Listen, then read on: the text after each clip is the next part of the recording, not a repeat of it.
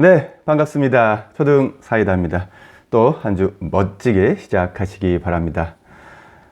이번 시간은요, 지난 시간에 이어서 아이들의 도덕성 두 번째 이야기 해 보겠습니다. 도덕성에 대해서 왜 연이어서 두 번 하냐고요? 그만큼 중요하니까요.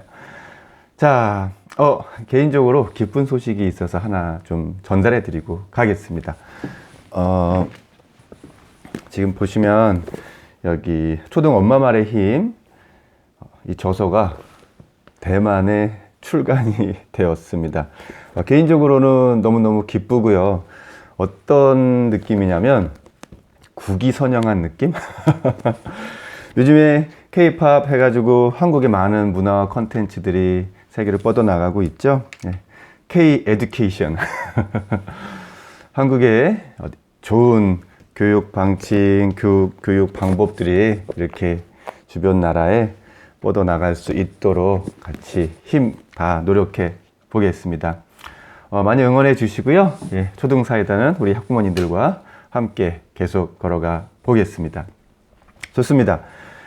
도덕성 발달 이야기해 보겠습니다.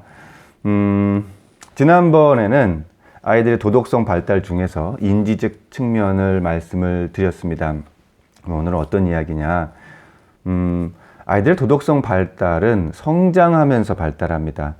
그 발달 과정에 맞는 방식으로 접근을 해야 한다고 말씀을 드렸어요. 특히 아이들의 도덕성이 형성되기 위해서는 인지적, 정서적, 그리고 행동적 측면에서 모두 살펴봐야 되는데요. 이번 시간은 정서적 및 행동적 측면도 사례와 함께 설명을 드리겠습니다. 그럼 정서적 측면부터 한번 가볼까요? 정서라는 거는 쉽게 표현하면 슬픔, 분노, 놀람, 공포 등의 감정을 포괄하는 말이죠. 아이들은 어릴수록 이러한 감정을 잘 구분하지 못합니다. 단순히 좋으냐, 싫으냐 이렇게 시작이 되죠. 더 어린 나이, 태어난 지 얼마 안 된 12개월 정도까지는 쾌냐, 불쾌냐 정도로 감지합니다. 이 과정이 이제 시간이 지나면서 좀 더 다양한 감정을 받아들이고 구분할 줄 알게 되는데요. 예를 들면 만 2세만 돼도 좀 더 높은 수준의 정서, 당황스러움, 부끄러움, 자부심, 죄책감 등의 감정을 느끼고 서서히 구분할 수 있다고 해요. 자, 이러한 감정을 구분하면서부터 이제 다양한 감정 상황에 대해서 그 대처를 도덕적으로 행할 수 있는 기초가 되는 겁니다. 그래서 감정이 참 중요한 거예요. 자, 그렇다면 초등 시기에는 도덕적인 정서 역량이 어느 정도는 되어야 할까?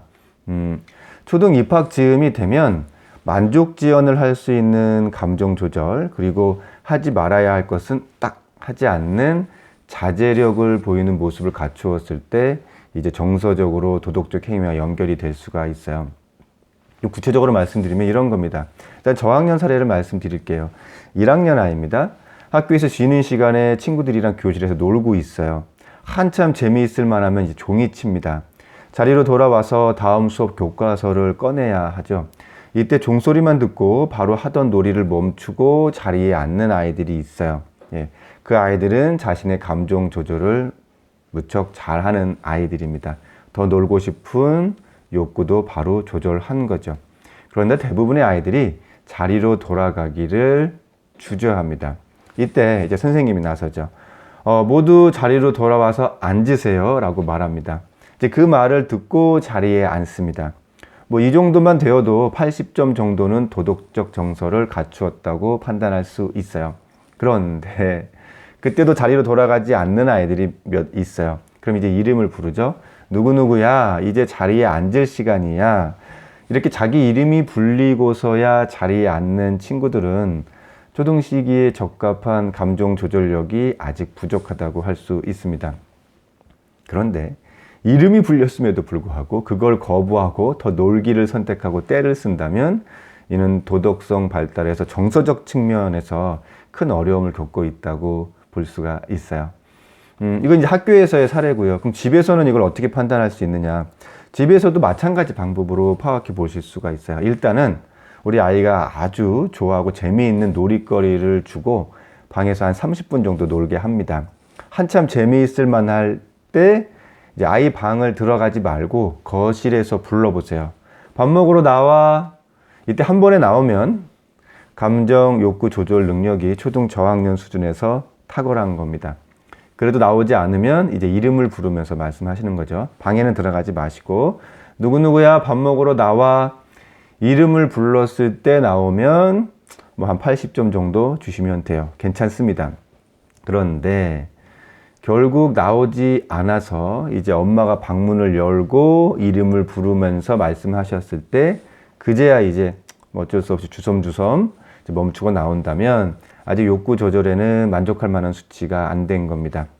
문을 열고 들어가서 이름을 불렀음에도 불구하고 조금 더 하겠다고 우기면 아직 4, 5살 정도의 정서력을 보이고 있다고 판단하시면 돼요. 우리 아이는 초등 고학년인데도 아직 이런데요. 뭐 그렇게 말씀하실 수도 있고요. 이렇게 욕구를 조절하는 감정이 도덕적으로 중요한 판단 기준이 되는 이유가 뭐냐. 이런 겁니다. 초등 저학년 시기의 도덕적 행동은 대부분 욕구 조절, 감정 조절을 얼마나 할 수 있느냐에 따라 결정되기 때문인데요. 아주 쉬운 예로 이런 겁니다. 내가 사탕이 먹고 싶어요. 그런데 학교에서 다른 친구가 사탕을 가지고 있는 걸 보았어요. 가서 달라고 해요. 그런데 주지 않아요. 그럼 그 순간 먹고 싶다는 욕구를 조절하고 돌아와야 하는데 그것이 조절되지 않으면 이제 억지로 뺏는다거나 몰래 그 친구 가방을 열어서 훔치게 돼요. 그래서 감정 조절 능력이 도덕성에 큰 영향을 주는 겁니다. 보통 뺏거나 훔치는 과정을 보면 그런 행동은 나쁜 거야. 이렇게 훈육 단계부터 들어가시는데 그 전에 우리 아이가 감정 조절이 안 되고 만족 지원이 안 되는구나를 생각하시고 그 부분부터 접근을 하셔야 됩니다. 자, 그럼 이제 우리 아이가 초등 저학년인데 앞에 사례처럼 그만 놀고 밥 먹으라고 하는데 나오지 않고 자꾸 떼를 쓴다. 어떻게 해야 하나? 그래서 이제 행동적인 측면이 중요한 겁니다. 간혹 마음이 약하셔서 우리 아이가 더 즐겁게 논다는데 하면서 간식 같은 걸 오히려 방으로 가져다 주시거나 그래 그럼 나중에 다 끝나고 나와서 먹어 이렇게 말씀하시는 분들이 계셔요. 안 됩니다. 화는 내지 마시고요. 음성을 단호한 어조로 말씀을 해주세요. 밥을 먹고 더 놀 수 있어. 지금은 밥 먹을 시간이야. 지금 밥을 먹지 않으면 밥 먹고 나서 더 놀지 못해. 중요한 건 만족지연입니다. 지금 잠시 멈추면 나중에는 할 수 있다는 것이 포인트예요. 하지 말라는 게 아니죠. 지금 밥을 먹으면 더 놀 수 있다는 보상에 초점을 두고 말씀하시고요. 그럼에도 불구하고 멈추지 않으면 아이가 놀던 걸 집어서 엄마 방으로 가져가시면 됩니다. 물론 아이가 화를 내고 떼를 쓰겠죠. 단호하게 대응하셔야 됩니다. 밥을 먹으면 더 놀게 해줄 수 있었는데 무척 안타깝다. 내일까지는 이걸 가지고 놀 수 없어. 이런 행동을 보여주셔야 돼요. 네. 그렇다면 고학년은요. 네. 저학년보다 정서적 기준이 더 높을 것 같은데 우리 아이가 5, 6학년이라면 어느 정도야 도덕적 행동과 연결될 수 있을까? 네. 사실 만족지연과 같은 감정 욕구 조절은 고학년에도 무척 중요합니다. 지속적으로 더 갖고 싶은 것, 더 하고 싶은 것들이 많아지기 때문인데요. 그럼에도 불구하고 추가되는 감정 능력이 있습니다. 바로 공감력입니다. 네. 여기서 공감력이란 타인의 감정에 민감해지는 거죠. 좀 더 쉽게 표현하면 타인의 감정을 읽는 능력이에요. 이 능력이 있을 때 도덕적으로 좀 더 높은 행동을 할 수 있어요. 그걸 보통 우리는 배려라고 하죠. 그냥 타인에게 배려해야 한다고 말하는 건 공감력이 없는 아이들에게는 거의 소기의 경읽기와 마찬가지입니다. 우리 아이가 초등 고학년인데 어느 정도의 공감력을 가지고 있는지 알아보려면 어떤 걸 보고 알 수 있는가? 초등 고학년 아이들을 기준으로 보면 교실에서 다른 친구의 어떤 어려운 상황을 선생님께 와서 말해주는 아이들이 있습니다. 선생님, 영수가 축구하다 다쳤는데요. 못 일어나요. 선생님, 영희가 좀 아픈 것 같아요. 이렇게 친구들이 어려움을 느끼고 그것을 해결해 줄 수 있는 사람에게 연결해 주는 아이라면 탁월한 공감력을 지니고 있다고 봐도 됩니다. 그 아이는 늘 도덕적 행동으로 이어질 가능성이 매우 높아요. 그러한 상황을 보고 감정적으로 공감은 하지만 아무런 대응을 하지 않는 아이들이 있어요. 이건 공감의 차원이 아니라 용기의 차원입니다. 또는 인지적으로 방법을 모르는 상황이고요. 이 정도만 되어도 괜찮습니다.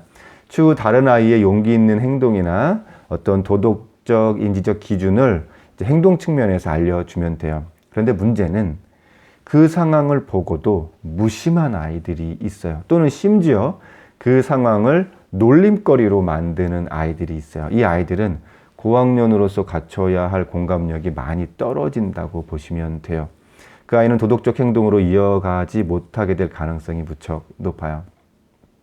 자, 타인의 아픔을 그냥 무심히 바라보거나 심지어 놀리는 아이들, 어른 중에서도 사실 이런 어른들이 많이 있죠. 공감력을 높이려면 어떻게 해야 하는가? 유전적으로 공감력이 높고 낮은 편차는 분명히 존재해요. 그런데 엄밀히 말씀드리면 정서적인 공감력은 타인으로부터 전수되는 영향력이 무척 커요. 공감력을 높이는 가장 빠른 방법은 우리 아이가 타인으로부터 정서적 공감을 자주 받을수록 높아져요. 근데 이걸 잘못 구분하시는 경우가 있어요. 뭐냐면 정서적으로 공감해 준다고 하시면서 이렇게 하세요. 그래, 이걸 하고 싶다고? 그럼 해. 하고 싶은 걸 다 하게 해주는 걸 정서적 공감이라고 잘못 생각하시는 거죠. 그거는 어떤 욕구만 채워주시는 거예요. 그래서 감정 욕구 조절이 잘 안 돼요. 정서적 공감은 우리 아이가 지금 하지 못해서 아쉬워하는 그 마음을 알아주는 것까지, 거기까지예요. 더 놀고 싶은데 밥 먹고 해야 돼서 무척 아쉽겠구나. 여기까지가 공감이에요. 그리고 행동은 밥을 먹게 하는 거죠. 이후에 칭찬을 해주시면 돼요. 너가 놀던 걸 멈추고 밥을 먹었다니 참 잘했다. 우리 아이가 타인의 감정을 읽게 해주려면 부모님이 우리 아이 감정을 읽고 그것을 언급해 주셔야 돼요. 그게 가장 빠르고 큰 영향을 주는 공감력의 방향입니다. 자,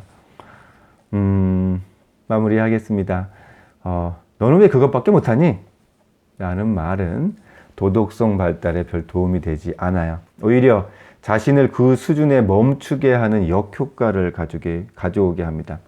자녀의 나이에 맞는 시선에서 말씀을 해주시는 과정 중요하고요. 대부분의 정서와 행동은 부모의 표정과 음성에서 나옵니다. 오늘 한번 거울을 보시고요. 자녀에게 자주 하시는 말씀을 한번 해보세요. 그리고 그 표정을 직접 확인해 보세요. 저도 학생들에게 자주 하는 말을 거울을 보면서 해볼 때가 있어요. 섬뜩할 때가 있습니다. 내가 저런 표정으로 우리 아이들한테 말을 했단 말이야? 그 표정과 그 음성 톤만 살짝 바꾸어도 우리 아이의 도덕성 발달에 도움이 되는 정서를 높여 주실 수 있습니다.